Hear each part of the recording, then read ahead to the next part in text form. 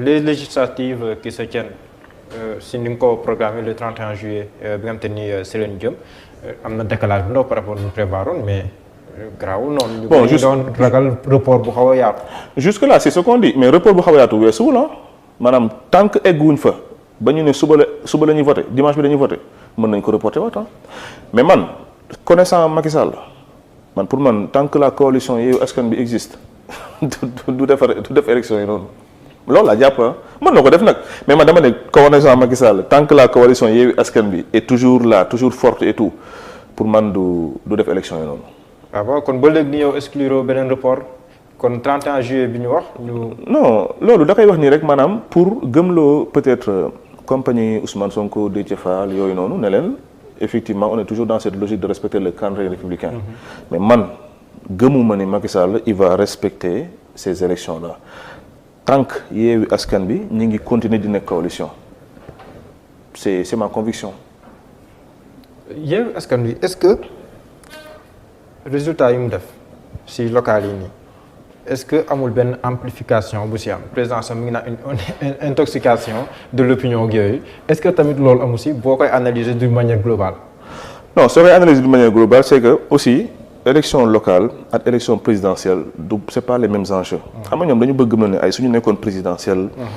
gagné nañ li et tout non c'est différent c'est-à-dire que si biir électorat bi am na ñoo xam ne voté wuñu maanaam en voyant une personne physique qui incarne une vision politique à mener le Sénégal de l'avant. qu'est-ce qu'il y a c'est-à-dire c'est des micro-profils yu nekk ci ay gox at goxaat yoo xam ne nit bu nekk. ak li tax ngay voter diw loolu kese la maanaam mooy bokkul enjeu alors que présidentiel da ngay ñëw voter nit cundum ngay voter donc voilà maintenant nag coalition yi am nii te composé élection locale yi nii est-ce que maanaam ce sera la même coalition yi war a dem présidentielle 2024 j'en doute parce que d'ici 2024 on va voir certes des profils déjà déclarés aux élections présidentielles 2019 on verra des coalitions aussi avec d'autres candidats mais aussi on peut voir aussi des candidats sans antécédent maanaam ay candidats yoo xamante ne heure bi nii ñu ngi toog ñu ngi préparé wu nànk te dañu war a nekk nu mu tuddati comment on appelle ça dañu war a nekk candidat te aussi ils peuvent le devenir aussi yàlla kese xam kuy falu suba donc maanaam fu ñu jëm nii mooy que kenn xamul maanaam perspective yi 2024 yi comment ça va se passer sur les candidatures mais dina bëri façon c'est sûr wax ji mooy les élections locales ont prouvé que ni parrainage nekkul lu ñu soxla ci politique sénégalaise élection locale prouvé na ko parce que affluence présidentielle est-ce que doo ko soxla parce que par exemple là à ce rythme bu nekkee ne parrainage amul est-ce qu'il n'y a pas un risque que ñu retrouver avec 30 candidats wala lu ko ëpp. non du loolu problème bi lan la mooy maanaam il faut être sélectif dans le profil des candidats pour la présidentielle mais sélectif mooy maanaam loolu dañuy xool maanaam les conditions. mais parrainage amul sens Macky Sall il le sait très bien Macky Sall quand il faisait le parrainage. mais à part le parrainage yan conditions nga fi mën a teg. non bëri na façon. parce que yeneen conditions yoo fi mën a teg rek mën nañ accuser le pouvoir de vouloir. mais avant le parrainage yan conditions lañ doon teg y avait pas de condition enfin y avait pas le parrainage. mais dafa am lu fi xew. non c'est-à-dire y a une chose boo xoolee législative yi nga xam te ni si leen jógee en 2017 ñu gis pléthore de listes yi si am foofu noonu lañ jëlee jàngat.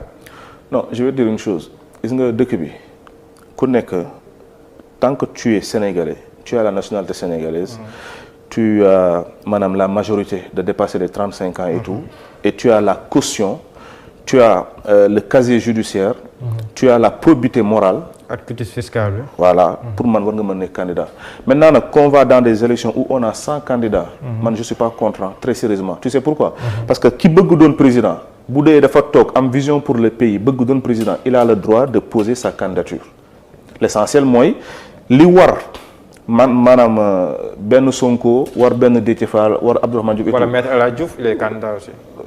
dañuy yàq waxtaan bi quoi. non il est candidat il a déclaré. non mais El Hadji duñ ko jox si nit tamit dëkk mu ñuy tufli tamit aussi tamit faut être sérieux aussi tamit kilifa buy toog di wax di bavé loolu tu peux pas être candidat c'est pas sérieux mënul nekk. c'est juste un avocat qui parle avec passion. c'est un avocat qui parle en crachant sur les Sénégalais. bokk na si ñi njëkk déclaré candidature. bon man si jamais El Hadji Diouf du ma ci approfondir parce que voilà mais El Hadji Diouf il s'est déshabillé devant les Sénégalais maanaam war ma bu ko Sénégalais yi joxoon da koo simi bu mu jeex tàkk donc et me connaissant sama wax dafa metti quoi damay dugg ci foo xam ne après baaxul quoi nañ bàyyi noonu. waaye yaa ngi doon si candidature yi nga xam ne dana waroon ñëw ma leen doon wax si mbirum parrainage bi est-ce que nekkul une nécessité fu mu toll nii Sénégal yaa ngi naan 100 candidats généraux la mais du point de vue organisationnel est-ce que nekkul foofu noonu lay poser problème. c'est quoi l'organisationnel mooy ñu ne la par exemple caution bi 100 millions la nga fay sa 100 millions 100 millions yi noonu papier yi ngay def ay en-tête et tout nii état bi may la ko da nga cotiser pour bokk ci donc dérangé wu ma